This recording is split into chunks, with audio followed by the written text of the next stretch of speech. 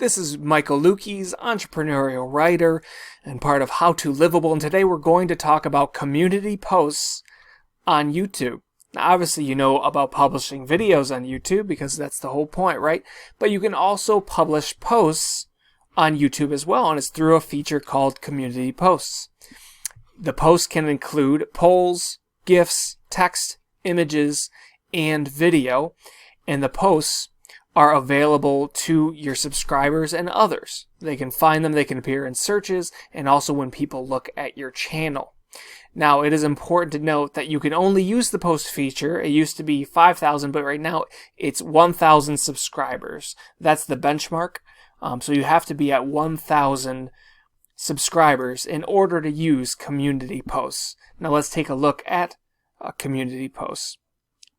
As a Detroit Lions fan, this is somebody I follow. Dosa Dion has 6,000 subscribers, so obviously he can use the community post feature.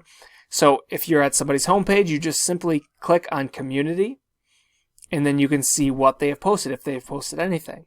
So he does anything from just regular links to text to putting videos in there, and his most engaging ones are often polls.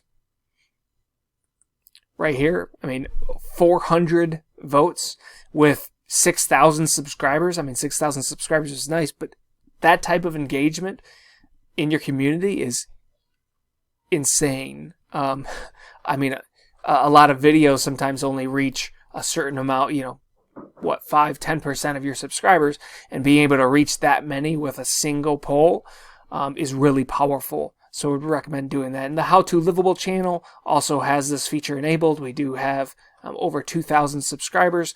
So you can click on community and see we have only posted once on here. And I'm going to do another tutorial video on how to create a post.